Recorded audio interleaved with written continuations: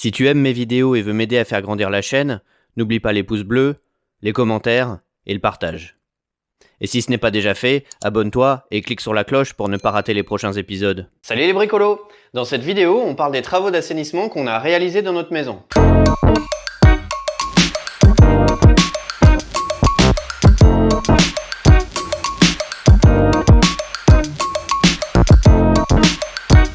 Cette vidéo est la suite de celle dans laquelle je vous explique les grands principes de l'assainissement. Si vous ne l'avez pas vu, je vous la mets là. Comme je vous l'expliquais dans la vidéo précédente, nous avons acheté une maison avec une fosse septique qui n'était plus du tout aux normes.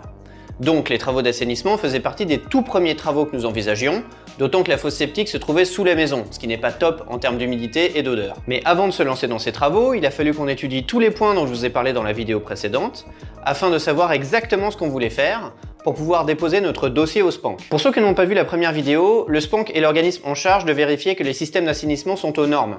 Il est obligatoire d'obtenir son accord avant de débuter des travaux. Le SPANC interviendra aussi à la fin des travaux pour vérifier qu'ils ont été réalisés dans les règles de l'art et que le nouveau système d'assainissement est bien aux normes. Pour revenir à notre cas, nous voulions un système d'assainissement qui ne prenne pas trop de place et qui soit capable de supporter des périodes d'absence prolongées. Donc nous nous sommes orientés vers une filière compacte. Nous avons alors étudié les différents filtres possibles et avons suivi les conseils de l'artisan que nous avons choisi pour faire ces travaux et choisi un filtre coco. Pour son dimensionnement, on a simplement calculé le nombre de pièces de vie qu'il va y avoir à la fin des travaux dans la maison et on a déterminé qu'on avait besoin d'une 5EH. Pour l'emplacement, c'est plus compliqué. On va regarder la maison vue du ciel grâce à notre ami Google. La maison est là. La dépendance dans laquelle on vit pendant les travaux est là. Ici, il y a un mur. Ici, il y a un autre mur. Et notre terrain, c'est tout ça. Voilà. Et l'ancienne fosse se trouve à peu près ici, sous la maison, dans la cave semi-enterrée. Bon, on va faire un schéma, ce sera plus simple à illustrer. Voilà, donc sur le schéma, on retrouve la maison, la dépendance, les deux murs, là et là. Donc ici, c'est notre petite cour. Et là, c'est notre terrain extérieur. La dépendance n'est pas alimentée en eau, donc on s'est dit à l'origine qu'on pourrait profiter de ces travaux pour la raccorder au réseau en creusant une tranchée ici. Il serait donc logique de faire sortir les eaux usées par cette même tranchée.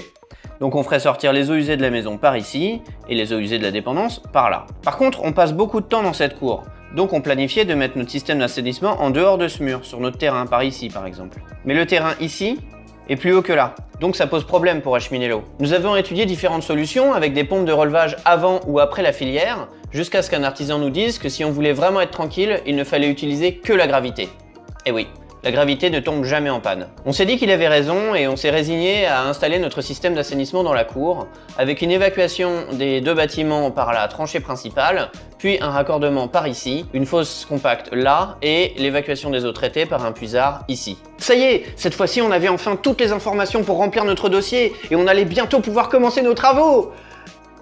Et non, pas du tout en fait. D'ailleurs, on le savait pas encore, mais on allait attendre un sacré bout de temps avant de pouvoir commencer nos travaux. Nous avons envoyé notre dossier complet à la communauté de communes en novembre 2018. Et le SPANC nous a répondu un mois après que notre dossier était refusé, car nous n'avions pas le droit d'installer un puisard. Pour pouvoir faire ça, il faut l'accord d'un biologiste, mais il n'y en a pas dans notre région. On a donc dû trouver une autre solution, et 4 dépôts de dossiers plus tard, nous avions enfin l'accord. L'eau traitée sera restituée au milieu naturel par un tunnel d'infiltration. Nous avons donc mis environ 5 mois à obtenir l'autorisation de faire nos travaux. Mais cette fois-ci, ça y est, on va enfin pouvoir lancer le chantier!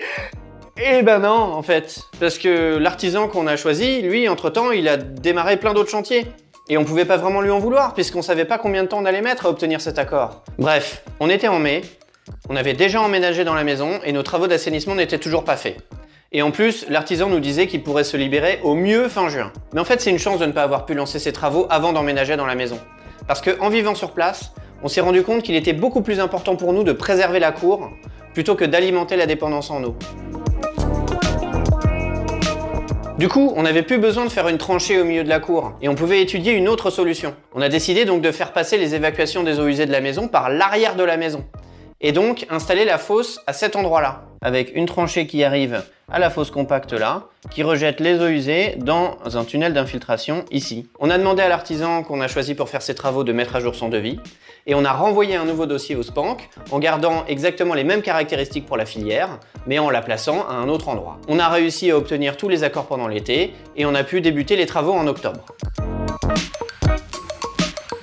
Il a donc fallu creuser une tranchée dans la maison, et sous le porche, pour installer les tubes d'évacuation des eaux usées. Ensuite, il a fallu pas mal creuser de ce côté-là pour avoir la place d'installer la fosse et le tunnel d'épandage, tout en respectant la pente des eaux usées sans utiliser de pompe de relevage. C'était très important pour nous, on voulait vraiment utiliser que la gravité, quitte à payer plus de terrassement, comme ça au moins on est tranquille. Ensuite, ils ont pu installer la fosse, la raccorder au tube d'évacuation des eaux usées et au tunnel d'infiltration. Ils ont aussi installé une ventilation de la fosse qui laisse s'échapper les gaz au-dessus du faîtage de la maison. Et là, il faut arrêter les travaux afin de permettre au spank de venir vérifier que l'installation est bien aux normes. Une fois que le spank est intervenu, on peut terminer les travaux en calant tout avec des graviers et en remblayant. Et au final, ça donne ça.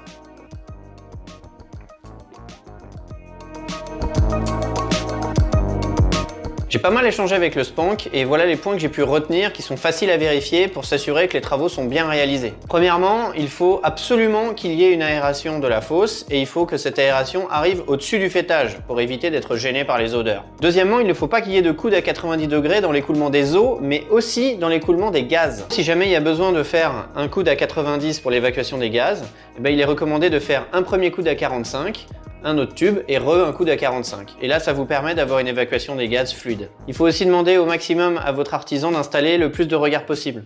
Nous, par exemple, on a un regard au niveau du tunnel, un regard évidemment au niveau de la fosse, on a un regard juste avant la fosse à la sortie du mur de la maison et on a aussi des accès aux tuyaux d'évacuation des eaux complètement en amont, vous voyez ici dans la cave.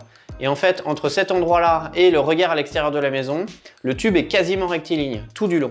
Donc si jamais on a un problème, si un jour c'est bouché, on pourra toujours intervenir avec un furet jusqu'au regard extérieur. Vous pouvez aussi vérifier assez facilement que les distances légales sont respectées. Pour rappel, il faut que votre système d'assainissement se trouve à plus de 3 mètres des arbres, mais aussi des limites de propriété. Et aussi, dernier point qui est assez important, vérifiez bien que vous avez une pente régulière qui est respectée tout le long de l'écoulement des eaux. Il faut idéalement avoir une pente de 1 à 2 cm par mètre tout le long de l'évacuation jusqu'à la fosse. En termes de budget, je peux vous donner des informations sur les filières traditionnelles et les filières compactes. On a des voisins qui ont installé une filière traditionnelle, donc avec un lit d'épandage, et pour la totalité des travaux, c'est-à-dire évacuation depuis la maison jusqu'à la fosse avec le lit d'épandage, ça leur a coûté entre 8 et 9 000 euros. Dans notre cas, on a mis en place une fosse compacte, et comme je vous l'ai dit dans la vidéo précédente, les fosses compactes ça coûte un petit peu plus cher que les filières traditionnelles. On avait un devis à l'origine d'11 000 euros, avec 5 000 euros rien que pour l'achat de la fosse elle-même. Et puis après, on a décidé de mettre la fosse à l'extérieur de notre cour, ce qui a nécessité beaucoup plus de travaux de terrassement.